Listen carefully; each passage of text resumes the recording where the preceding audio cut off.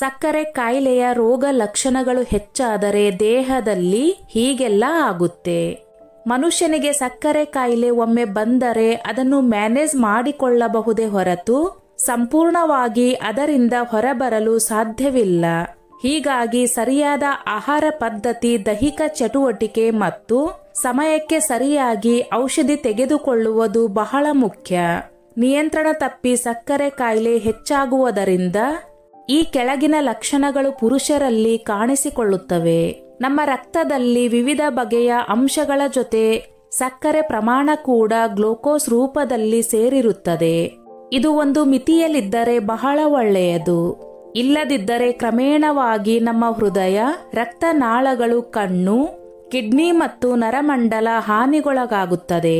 ವಿಶ್ವ ಆರೋಗ್ಯ ಸಂಸ್ಥೆ ಹೇಳುವ ಹಾಗೆ 18 ವರ್ಷ ಮೇಲ್ಪಟ್ಟ ಸಾಕಷ್ಟು ಜನರಲ್ಲಿ ಟೈಪ್ 2 ಮಧುಮೇಹ ಕಾಡುತ್ತಿರುತ್ತದೆ. ಕಳೆದ 3 ದಶಕಗಳಲ್ಲಿ ನೋಡುತ್ತಾ ಬಂದರೆ ಸಕ್ಕರೆ ಕಾಯಿಲೆ ಪ್ರಮಾಣ ಬಹುತೇಕ ಎಲ್ಲಾ ದೇಶಗಳಲ್ಲಿ ಕೂಡ ಹೆಚ್ಚಾಗಿದೆ. ಆರಂಭದಲ್ಲಿ ಸಕ್ಕರೆ ಕಾಯಿಲೆಯನ್ನು ಪತ್ತೆ ಹಚ್ಚಿದರೆ ಬಹಳ ಒಳ್ಳೆಯದು. ಯೋಗ, ಧ್ಯಾನ, ಔಷಧಿಗಳ ಸೇವನೆ ಮತ್ತು ಸರಿಯಾದ ಆಹಾರ ಪದ್ಧತಿಯನ್ನು ಅನುಸರಿಸುವುದರಿಂದ ಇದನ್ನು ನಿಯಂತ್ರಿಸಿಕೊಳ್ಳಬಹುದು. ಸಕ್ಕರೆ ಕಾಯಿಲೆ ಹೆಚ್ಚಾದಂತಹ ಸಂದರ್ಭದಲ್ಲಿ ಈ ಕೆಳಗಿನ ಬಗೆಯ ರೋಗ ಲಕ್ಷಣಗಳು ಪುರುಷರಲ್ಲಿ ಕಾಣಿಸಿಕೊಳ್ಳುತ್ತವೆ ಎಂದು ಹೇಳುತ್ತಾರೆ. ನಿಮುರುವಿಕೆ ಅಪಸಾಮಾನ್ಯ ಸಮಸ್ಯೆ. ಯಾವಾಗ ಸಕ್ಕರೆ ಕಾಯಿಲೆ ಹೆಚ್ಚಾಗುತ್ತದೆ ಅಂದರೆ ನಮ್ಮ ರಕ್ತದಲ್ಲಿ ಗ್ಲೂಕೋಸ್ ಪ್ರಮಾಣ ಹೆಚ್ಚಾಗುತ್ತದೆ. ಆ ಸಂದರ್ಭದಲ್ಲಿ ಅದು ನಮ್ಮ ರಕ್ತನಾಳಗಳನ್ನು ಮತ್ತು ನರಮಂಡಲವನ್ನು ಹಾನಿಗೊಳಗಾಗಿಸುತ್ತದೆ. ಈ ಸಂದರ್ಭದಲ್ಲಿ ಪುರುಷರಲ್ಲಿ ನಿಮುರುವಿಕೆ ಸಮಸ್ಯೆ ಕಂಡುಬರುತ್ತದೆ. ಪದೇ ಪದೇ ಮೂತ್ರ ವಿಸರ್ಜನೆಗೆ ಹೋಗುವುದು, ರಕ್ತದಲ್ಲಿ ಬ್ಲಡ್ ಶುಗರ್ ಲೆವೆಲ್ ಏರಿಕೆ ಕಂಡಾಗ ಮನುಷ್ಯನ ಕಿಡ್ನಿಗಳು ಮೂತ್ರ ವಿಸರ್ಜನೆಯ ಮೂಲಕ ಅತಿಯಾದ ಗ್ಲೂಕೋಸ್ ಪ್ರಮಾಣವನ್ನು ಹೊರಗೆ ಹಾಕಲು ಕೆಲಸ ಮಾಡುತ್ತವೆ. ಪುರುಷರಲ್ಲಿ ಈ ಸಮಸ್ಯೆ ಹಗಲು ಅಥವಾ ರಾತ್ರಿ ಕಾಣಿಸಿಕೊಳ್ಳಬಹುದು. ಆಯಾಸ. ಇನ್ಸುಲಿನ್ ಕಾರ್ಯಚಟುವಟಿಕೆ ಸರಿಯಾಗಿ ನಡೆಯದಿದ್ದರೆ ಗ್ಲೂಕೋಸ್ ಪ್ರಮಾಣ ದೇಹದ ಜೀವಕೋಶಗಳಿಗೆ ಪರಿಣಾಮಕಾರಿಯಾಗಿ ತಲುಪುವುದಿಲ್ಲ.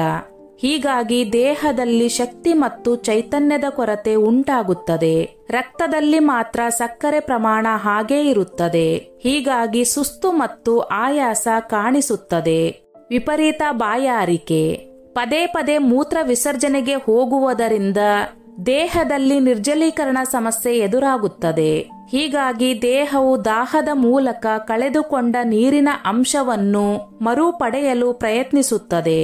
ಹೀಗಾಗಿ ಪುರುಷರು ಅತಿ ಹೆಚ್ಚು ನೀರು ಕುಡಿಯಲು ಮುಂದಾಗುತ್ತಾರೆ. ಗಾಯ ಬೇಗನೆ ವಾಸಿಯಾಗುವುದಿಲ್ಲ.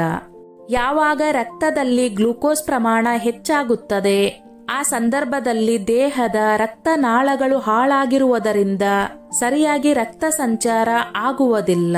ಹೀಗಾಗಿ ಕತ್ತರಿಸಿದ ಭಾಗ ಅಥವಾ ಚರ್ಮದಲ್ಲಿ ಉಂಟಾದ ಸೋಂಕು ಬೇಗನೆ ವಾಸಿಯಾಗುವುದಿಲ್ಲ. ಸ್ನೇಹಿತರೆ, ಈ ನನ್ನ ಮಾಹಿತಿ ನಿಮಗೆ ಇಷ್ಟವಾಗಿದ್ದಲ್ಲಿ ದಯವಿಟ್ಟು ಶೇರ್ ಮಾಡಿ, ಲೈಕ್ ಮಾಡಿ ಮತ್ತು ಸಬ್ಸ್ಕ್ರೈಬ್ ಮಾಡಿ.